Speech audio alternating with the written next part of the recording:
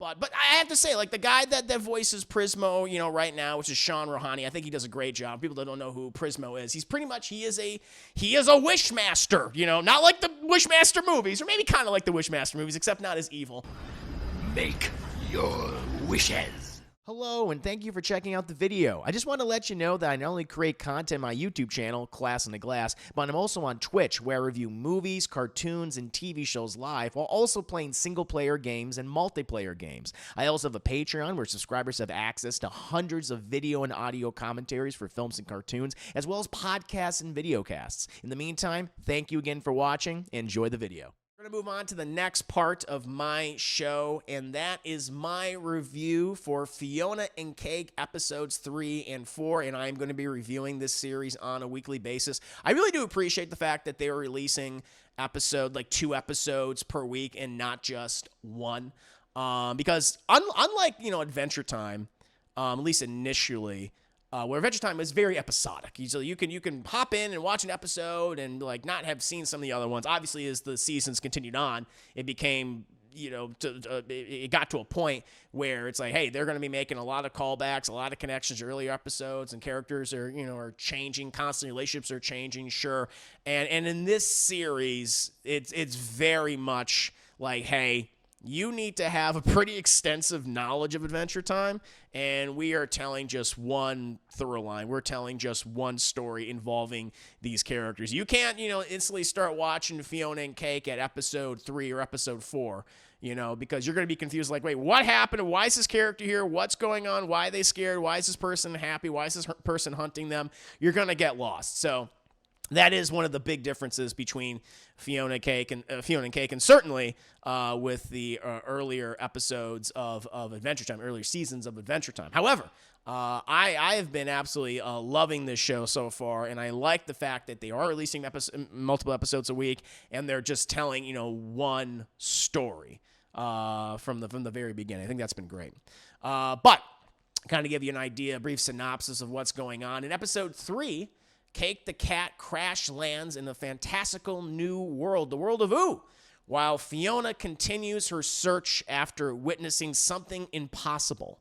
And in episode 4, Fionna, Cake, and Simon converge in a strange place called the Time Room by the Wishmaster and God, Prismo, to discover how they're all connected to each other. So, like I said, for episode 3, taking place immediately after the events of episode 2, in which, Simon, in his quest to try to reunite with Betty in another reality, has accidentally created a portal in the back of his head in which the character of Cake the cat, Fionna's cat, escapes through after jumping into an ice cream cart. And for the majority of this episode, we just see Cake struggling to live inside the world of Ooo. And we also pretty much see the birth of the personality and the abilities of Cake in this episode, in episode 3, and also in the beginning half of episode 4. Like, when we're first introduced to Cake in the first episode of Fionna and Cake, she's just a regular cat. She's just doing regular cat things. She's being a little menace, being a little sociopath chat, just doing random stuff, knocking things over. Fionna's trying her best to take care of her, trying to take her to the vet while trying to, maintain her job, which that doesn't work out. And, very, very different from the Cake that we've seen in the Fionna and Cake episodes from Adventure Time chat, like those spin-offs, those specials. Here is pretty much like it's the humble beginnings of Cake. Like, when she escapes from Simon's head, he doesn't know what the hell's going on. So he's like, wait, who are you? You actually Cake? She scares the hell, scares her, scratches his face, and then she's pretty much unleashed on the world, in which she's horrified, she's terrified, doesn't know what's going on. At one point, I think Simon puts on this little collar that allows animals to talk, and so she has this robot voice that sounds like that. She's like, oh my god, where am I? Fionna. She just only knows a few words right in the beginning. And it's very funny. And then we just, watching her just be terrified for the next 5 or so minutes before finally escaping to the, the proper, world of Ooo on the surface of the planet. And, she meets a number of little woodland critters, which she initially wants to kill them. That's the thing about this that's so funny is that, okay, yeah, this is not the, anthropomorphic, fun Cake that's loyal to Fionna and wants to help people. Cake is like a cat and she's brutal. The first person that she sees, Simon, she scratches his face horrifically. And then later on, when she meets this cute little anthropomorphic squirrel guy that wants to help her out, she wants to kill him because, well, you're a rodent. I eat rodents. That's how this goes. And so I like that for the most of this episode.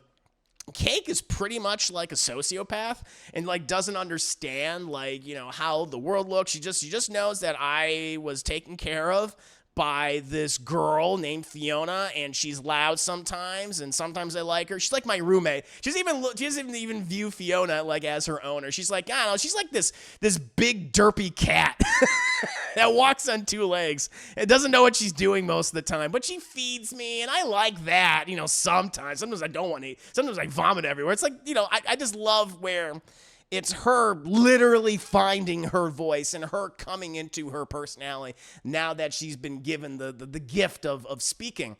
And it's funny because initially, she has this very kind of robotic male voice. They say that it's set to dog.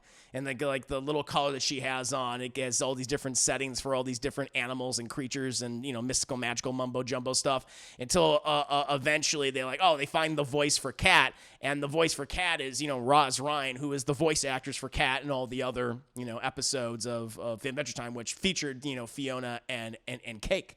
And, at that point, we get more of her personality, and she's kind of she's in love with this world. She wants to experience all aspects of it, but because she's a cat and she's sociopathic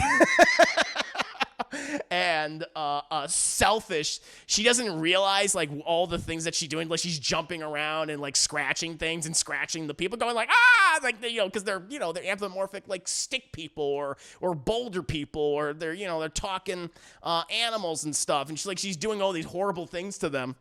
And she thinks, it's fine. It's whatever. This is a mystical, magical land. No, there are no consequences. But in the Land of Ooo, there are consequences, Chad. And she has to face those repercussions. And at the same time, we have, Fionna in her world, the real world, where she is depressed and she's struggling to find Cake, and her friends aren't exactly being helpful. Thinking she'll turn up, don't worry. But she's convinced that she saw Cake jump into this ice cream cart portal.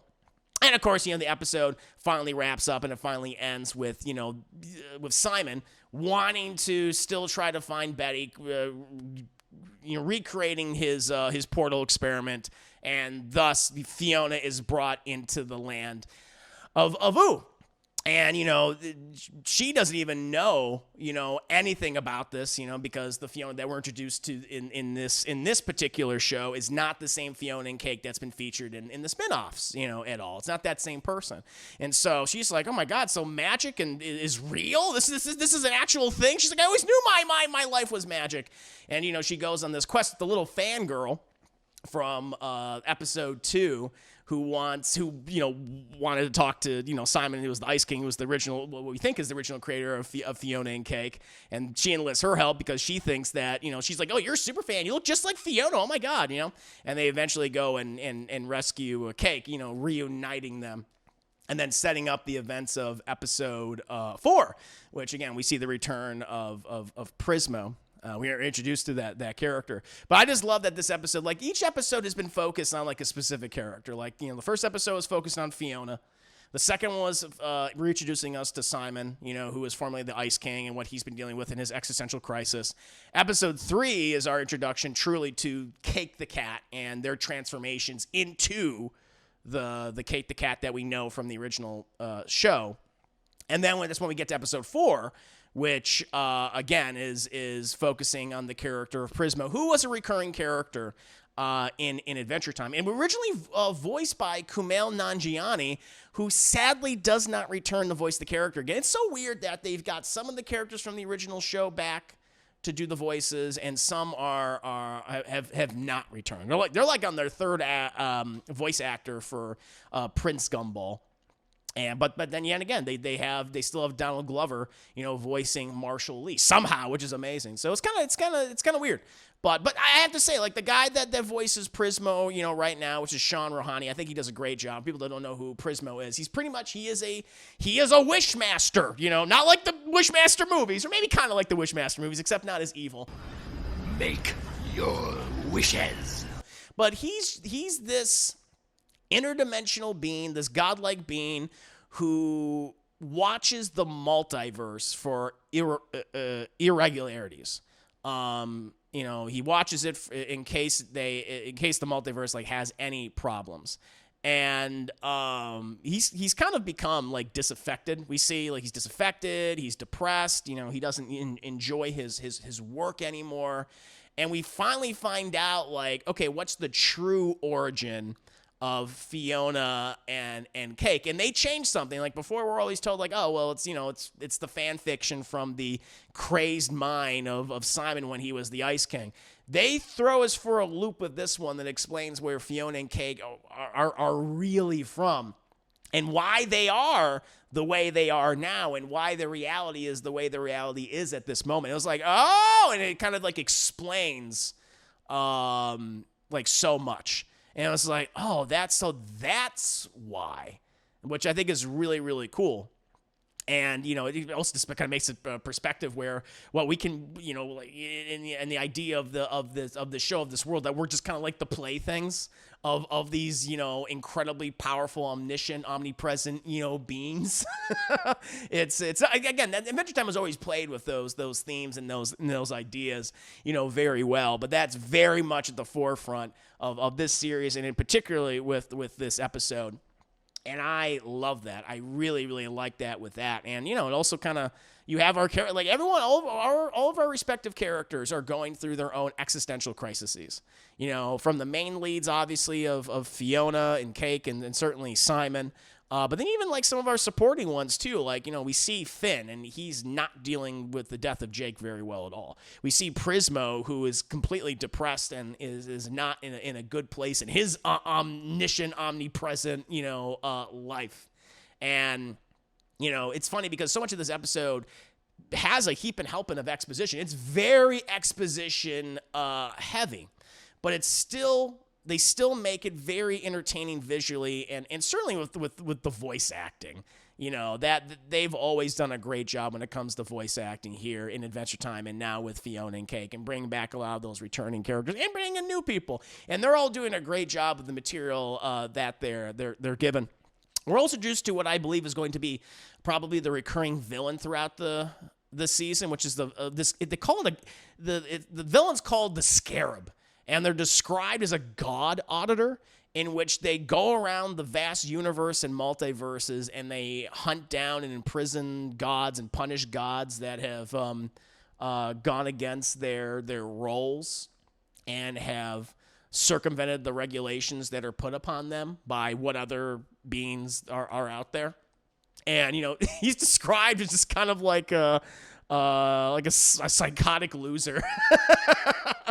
Someone who just, is a stick in the mud and is a party pooper and everything.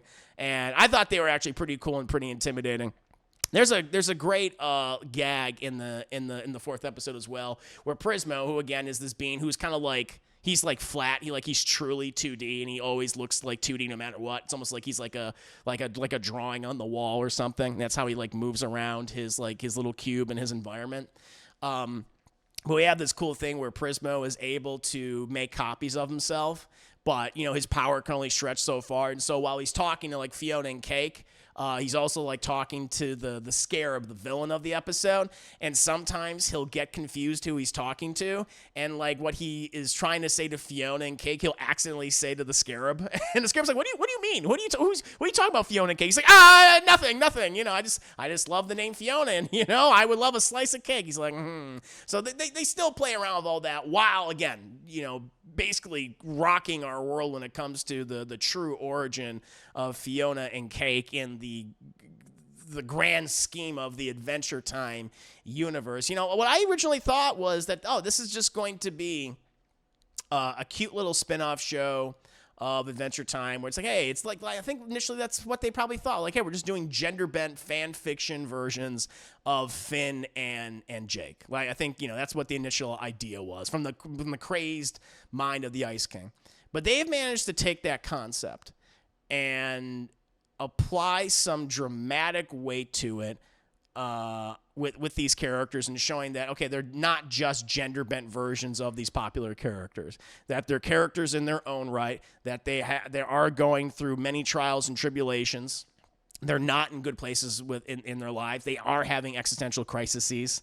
But they're still inherently connected to the Adventure Time universe, and they just twisted it in a really cool way that makes, again, I think, you know, can you still watch this without watching Adventure Time? Yeah, I think you'll be confused. I think you'll be missing a lot of details. But if you are a fan of the Adventure Time series, then you will love something like Fionna and Cake, because it is so reverent of that original show and its variety of specials and other spin-offs. Like, it harkens back to a lot of that. And if you already have that knowledge, if you are a fan who is very passionate about it, then you're going to love what they're doing here, because they are getting deep into lore, getting deep into the world building, and really expanding these characters and making them something better than just gender-bent versions of characters that we've seen before. And I'm really liking it. Like, again, it really shows, like, yeah, you can do so much with animation. And this is the way to do, like, a spiritual successor to a long-running show. Like, just don't reboot it. Just don't do that again. Don't do the thing like that Rugrats did. It's like, they're all kind of weird 3D claymation blobs. It's like, no. It's like, continue the story on, except now it's the next generation. Now it's, like, new people within that same world. But you can still reference that, you know, those older characters. And that's what Fionna and Cake is doing. And I love that it's doing that, and it's embracing that while introducing us to new stuff, but still being very respectful of the past. It's what you should do when it comes to a sequel, certainly a sequel series like Fionna and Cake. So I'm going to keep watching this show, Chad. I've been absolutely loving. I highly recommend it to you if you are an Adventure Time fan, and, of course, if you are a Fionna and Cake fan. It's so good. But that's just my thoughts on the show. What about you guys? What do you guys think so far of Fionna and Cake? Have you seen it? Are you interested in checking it out? Let me know. I hope everyone enjoyed the video, and I want to take the time to tell you about my Patreon, Class in the Glass, which offers hundreds of film commentaries and video reactions to numerous movies, TV shows, and cartoons. If you're a fan of shows like Batman the Animated Series and Avatar The Last Airbender, or films like Aliens and Raiders of the Lost Ark, my Patreon is the platform for you. Currently, I'm doing a subathon to reach 75 subs on the platform. If we hit 75 subs, we'll be able to start voting on the next edited YouTube reaction, which will include actual clips and scenes from the movies and shows I comment over. Choose from such films as Fire and Ice, Masters of the Universe, Mighty Morphin Power Rangers the movie, Mortal Kombat Annihilation, or Spawn. Subscribing at any tier level is appreciated, and feel free to give feedback at any time. Thank you again for watching the video, and see you next time.